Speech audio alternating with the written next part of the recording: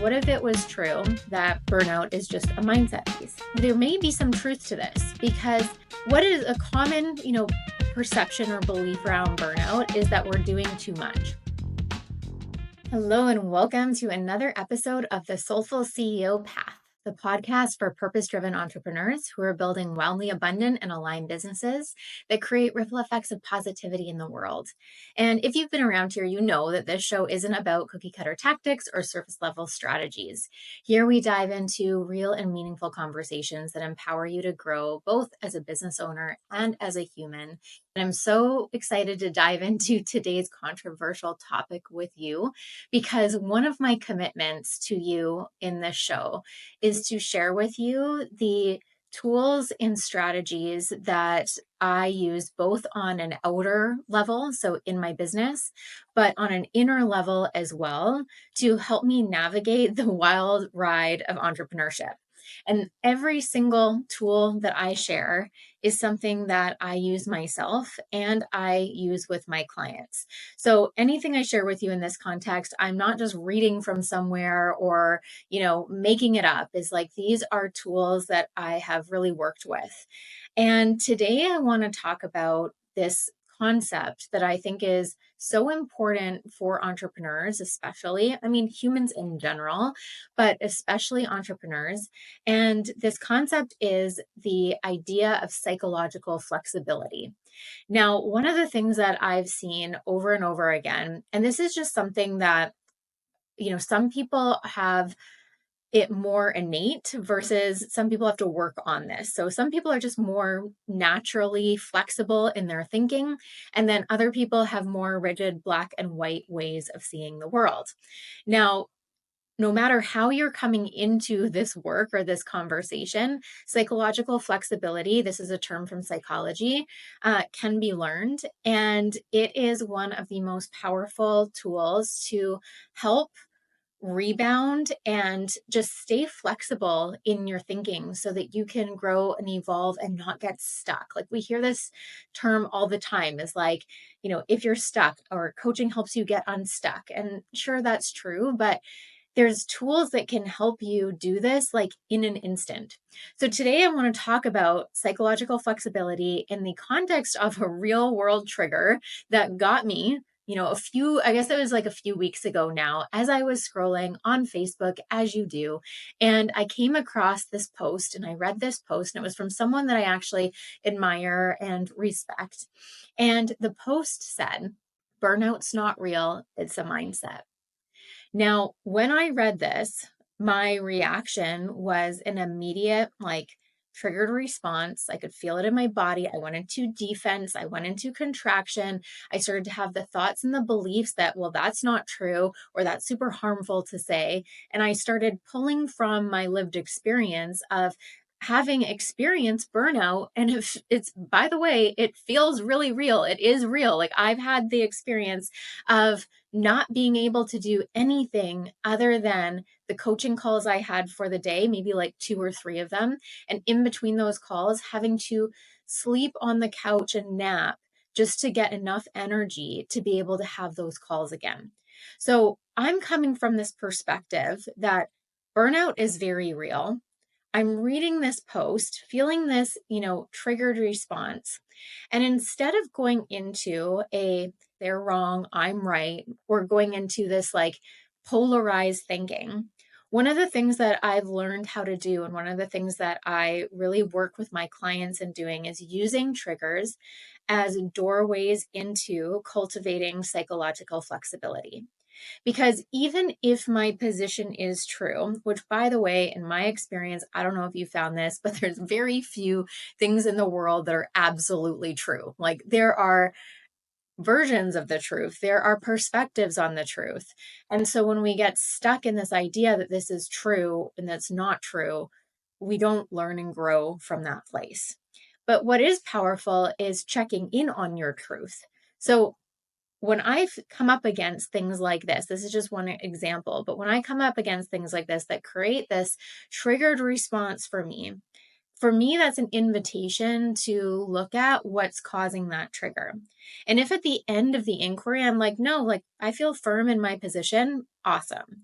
If it is something that I learned something from and I'm able to evolve my thinking on the topic, awesome. I've won there as well. So the tool that I'm going to share with you today is around this piece, but to share this with you, I want to actually take you on my inquiry around looking at, is burnout even real? And so as I said, burnout is something that I have experienced a couple of times in my entrepreneurial journey. The first time was my first year in business. I guess I could still say I am a like high achieving A-type individual, but I didn't know how to wrangle that as an entrepreneur in my first year. And I joke and I say I was like the worst boss I ever had. I didn't have any good boundaries with myself. I was working, late at night, early in the morning, taking on too much work, saying yes to everything, and that led to burnout. The second experience of burnout I had was a few years ago as I was navigating my divorce. And, I was just kind of going along with life, but I had, was going through all of that personally. I just moved a few times. My life was upside down, and there was a lot of stress in my life, which led to burnout. So I'm going to talk about that later. As I'm sharing all of this with you, because I'm coming from this place of like, I believe that burnout is true. I believe that this is real. I have a lived experience around this. But I started to inquire with myself, is like, what if I just opened up the possibility for a moment that it was true that burnout is just a mindset? What if I played with this possibility? And this is the first step in really cultivating psychological flexibility and being able to play in the gray, which is really important as an entrepreneur, is try on different beliefs. So I was like, am I willing to try this on? Yeah, I'm willing to try it on. So I started to try this on. And I really just sat with and looked at, what if it was true that burnout is just a mindset piece? And what I started to really discover was that there may be some truth to this, because what is a common, perception or belief around burnout is that we're doing too much, right? Burnout is caused by us doing too much. But from my lived experience is like, I have incredible capacity in human design. I'm a generator. Like when I'm loving something, when I'm like fully in flow, like bought into a vision, like doing it, operating in my unique magic, I can work a lot. Like, and I don't feel like it's work. I don't get burnt out. I don't feel like I need rest. Like it is energizing. So I started to think about, okay, like if it's not about the amount of work that I'm doing, like where is burnout actually coming from? And what I started to recognize and realize was that burnout, in my experience, was actually a result of stress.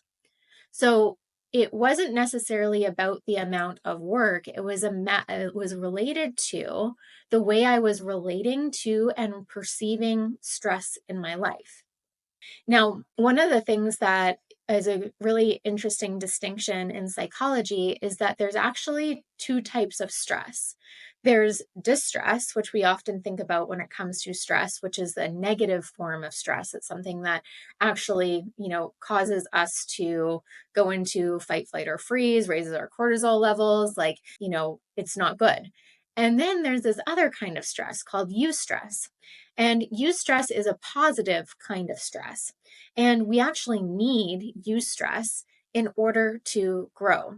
So when we don't have any stress in our life or in our existence, we start to stagnate and we actually go into atrophy. You can think about this as like muscles. If you want to grow your muscles, you actually have to break down the muscles to have them grow. There has to be a certain amount of stress in order to create growth. We're the same. If we have no stress, if we live for like the soft girl life and everything just has to be really easy and not stressful, and we can't handle anything, like we need all of the routines and we can't have any discomfort or any uncertainty, then we actually start to contract and we actually start to atrophy as a human being. So we're actually looking for creating stress in our life that is good kind of stress and not having the bad kind of stress. So when I actually started to look at this belief that at first I was so opposed to, burnout is a mindset thing. I was like, no, that's not true. When I started to look at the cause of burnout being stress and the fact that stress is how, whether it's good or bad, is how we perceive it, I was like, shit, there's some truth to this. And it was kind of confronting to look at it that way, but super powerful. Because as soon as we have that moment of insight, that little bit of a door that's open that can crack open our firmly held beliefs on something, now there's room for psychological flexibility. Now there's room for growth. Now there's room for a new upgraded mindset or perception around something. So then I started to look at, okay, so if I'm sitting with, it's actually around how I'm perceiving stress in my life. It's not about how much I'm doing. That actually started to feel really like liberating because the perception on how I'm perceiving stress, that's really something that I get to control. And I get to create stressors that feel good and make sure that I'm perceiving any kind of stress that might be coming in as eustress. And we can choose perspectives on our stress. So say we have some like massive failure, right? Like in our businesses or something like that, whatever it might be, like, okay, maybe a launch flops, or we have a client who, I don't know, like a client that is like unhappy or wants to end their package or something like that. We can perceive that as distress, and then it starts to cause the spiral. And we're like, okay, it feels overwhelming, or I can't do this, or, I don't want to do this anymore, whatever the narrative starts to come up around that. But if we actually reframe that stress into eustress, something that's positive, something that we can use for our growth, we can then look at that thing and use everything for our learning. And so now we become kind of unstoppable because there's nothing outside of ourselves that is going to get in the way of us continuing to grow and move towards our goals. We don't have to treat ourselves like this like delicate little flower that might break if we put too much time in.